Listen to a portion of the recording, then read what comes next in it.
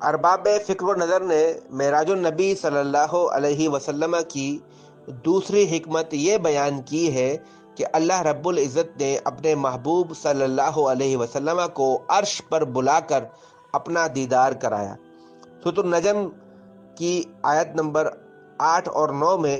اللہ ارشاد فرماتا ہے، پھر وہ رب العزت اپنے حبیب محمد صلی اللہ علیہ وسلم سے قریب ہوا، پھر اور زیادہ قریب ہو گیا، پھر جلوہ حق اور حبیب مکرم میں صرف 2 کمانوں کی مقدار فاصلہ رہ گیا، یا انتہائی قرب میں اس سے بھی کم ہو گیا۔ اور صاحب روح البیان فرماتے ہیں کہ حضور صلی اللہ علیہ وسلم اللہ تبارک و تعالیٰ کے قرب سے مشرف ہوئے، یا یہ کہ اللہ نے اپنے حبیب کو اپنے قرب سے نوازا۔ اور پھر ارشاد فرمایا اللہ رب العزت نے سورۃ النجم کی آیت نمبر 10 میں، پس اس خاص مقام قرب و وصال پر اس اللہ نے اپنے عبد محبوب صلی اللہ علیہ وسلم کی طرف وحی فرمائی جو بھی وحی فرمائی۔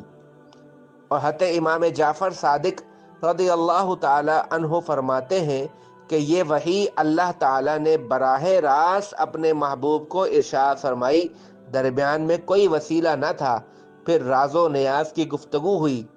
اسرار و رموز سے آگاہی فرمائی، جسے اللہ تعالیٰ نے تمام مخلوق سے پوشیدہ رکھا ہوا تھا۔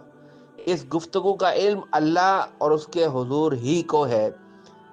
اور امام ترمذی نے حدیث نمبر 3288 میں بیان کیا کہ حضرت معاذ بن جبل رضی اللہ تعالی عنہ سے روایت ہے کہ رسول اکرم صلی اللہ علیہ وسلم نے فرمایا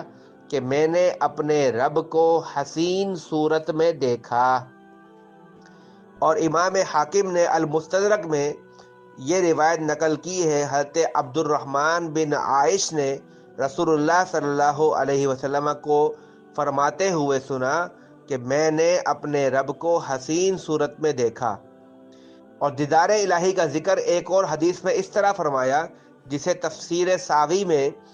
ان آیات سورۃ النجم کے تحت بیان کیا گیا ہے۔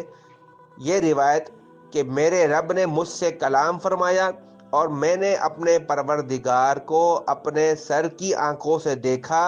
اور اس نے میری طرف وحی فرمائی۔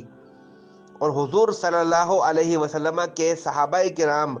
رضوان اللہ تعالی علیہم اجمعین، خصوصاً حضرت عبداللہ بن عباس، عبداللہ بن عمر، انس بن مالک، ابو امامہ، عمران بن حسین، ابی